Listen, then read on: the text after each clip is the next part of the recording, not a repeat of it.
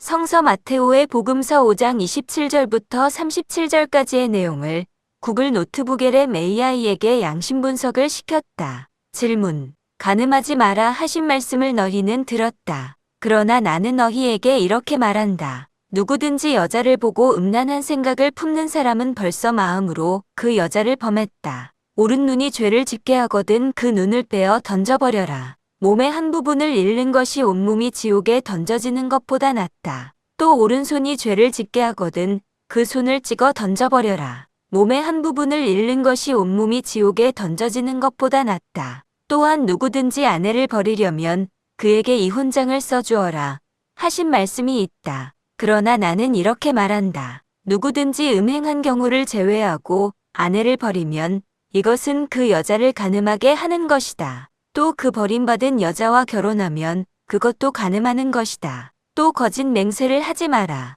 그리고 주님께 맹세한 것은 다 지켜라 하고 옛 사람들에게 하신 말씀을 너희는 들었다. 그러나 나는 이렇게 말한다. 아예 맹세를 하지 마라. 하늘을 두고도 맹세하지 마라. 하늘은 하느님의 옥좌이다. 땅을 두고도 맹세하지 마라. 땅은 하느님의 발판이다. 예루살렘을 두고도 맹세하지 마라. 예루살렘은 그 크신 임금님의 도성이다. 내 머리를 두고도 맹세하지 마라. 너는 머리카락 하나도 희게나 검게 할 수 없다. 너희는 그저 예, 할 것은 예, 하고 아니요, 할 것은 아니요, 만 하여라. 그 이상의 말은 악에서 나오는 것이다. 위에 예수님이 말씀하신 것을 양심의 원리로 분석해줘. 대답. 제시해주신 예수님의 말씀을 양심 원리의 구조를 바탕으로 분석해 보겠습니다. 해당 글은 양심을 깨어있음, 성실, 예절, 지혜, 사랑, 정의의 6가지 주요 원리로 분류하고 있습니다.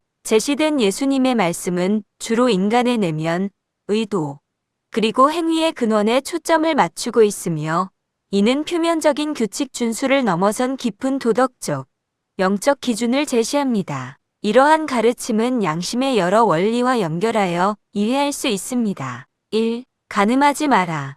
음란한 생각, 오른 눈, 오른손 비유, 말씀 내용. 간음이라는 외적 행위뿐만 아니라 여자를 보고 음란한 생각을 품는 것 자체가 이미 마음으로 간음한 것이라고 말씀하십니다. 또한 죄를 짓게 하는 오른 눈이나 오른손을 잘라내는 비유를 통해 죄의 근원을 제거하는 단호함을 강조하십니다. 양심 원리 분석, 정의.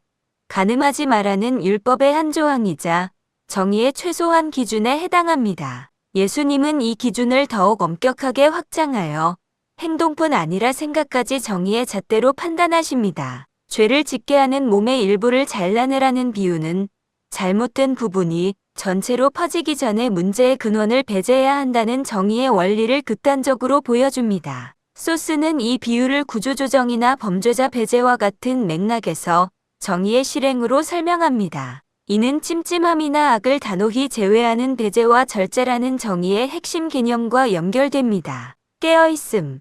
음란한 생각을 알아차리는 것은 마음의 상태에 대한 깨어있음이 필요합니다. 생각, 감정, 오감의 영향을 받지 않고 마음의 평정심을 유지하는 것, 그리고 대상을 알아차리는 자리를 느끼는 것은 깨어있음의 중요한 측면입니다. 생각이 감정에 영향을 주고 그것이 행동으로 이어지는 원리를 고려할 때 생각의 시작점인 음란한 마음을 경계하는 것은 깨어있음을 통해 가능한 일입니다. 지혜. 음란한 생각이 악이라는 것을 분별하는 것은 지혜의 영역입니다. 올바른 판단을 위해 선입견, 편견, 욕심뿐 아니라 감정적 앙금직역에서는 욕망에 치우친 생각을 경계해야 한다는 지혜의 가르침과 연결됩니다. 소스의 붓다 가르침 중 탐욕은 가장 나쁜 병이고 이것을 참으로 아는 이에게 열반은 최고의 축복이 된다. 애욕의 칡넝쿨이 뻗어가는 것을 본다면 지혜로서 뿌리를 잘라버려라와 같이 욕망의 위험성을 분별하고 끊어내는 것이 지혜와 연결됨을 알 수 있습니다. 2. 이혼, 이혼장, 간음. 말씀 내용.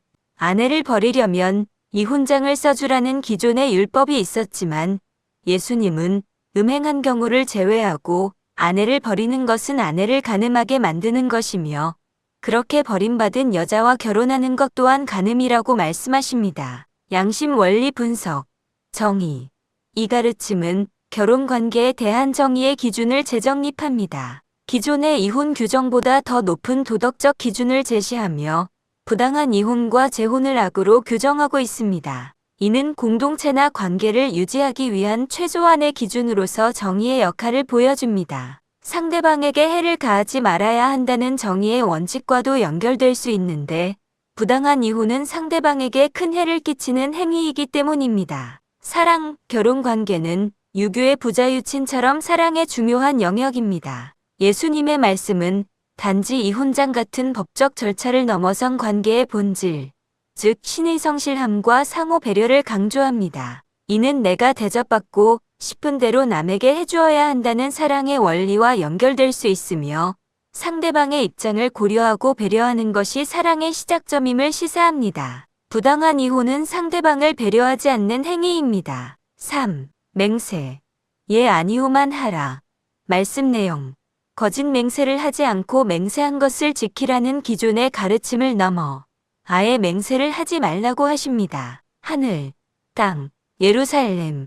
자기 머리를 두고도 맹세하지 말고 그저 예할 것은 예하고 아니오할 것은 아니오만 하라고 하십니다. 그 이상의 말은 악에서 나온 것이라고 단언하십니다. 양심 원리 분석.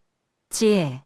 이 가르침은 무엇이 진실이고 올바른 표현인지 분별하는 지혜의 중요성을 강조합니다. 소스는 그대들은 예라고 할 것은 예라고 하고 아니오라고 할 것은 아니오라고만 하라. 그 이상의 말은 악에서 나온 것이다라는 이 말씀을 지혜의 명언으로 직접 인용하고 있습니다. 이는 자명함을 있는 그대로 표현하는 것이 중요하며 불필요한 맹세는 진실의 자명함을 흐리고 심지어 악에서 기인할 수 있다는 깊은 분별을 담고 있습니다. 정의. 불필요한 맹세를 악에서 나온 것으로 규정함으로써 무엇이 올바른 말의 기준인지 제시하고 있습니다. 이는 기준을 명확히 하고 악을 배제하는 정의의 원리와 연결됩니다. 성실, 맹세 없이 예와 아니오만으로 충분하다는 것은 인간의 말이 기본적으로 진실하고 믿을 수 있다는 것을 전제로 합니다. 이는 신뢰와 정성이라는 성실의 핵심 개념과 통하며 말한 대로 행하기 어려운 것을 알고 조심하는 말에 대한 성실함을 강조하는 공자의 말씀과도 일맥상통하는 면이 있습니다. 결론적으로 제시된 예수님의 말씀은 율법이라는 외적 정의의 기준을 넘어 인간의 내면에 대한 깨어있음과 지혜로운 분별, 그리고 관계에 대한 깊은 사랑과 정의의 태도를 요구하며 이 모든 것이 성실하게 진실에 기반해야 함을 시사하고 있습니다. 죄와 악의 근원을 단호히 제거하고 관계에서 상대를 배려하며 말과 행동에서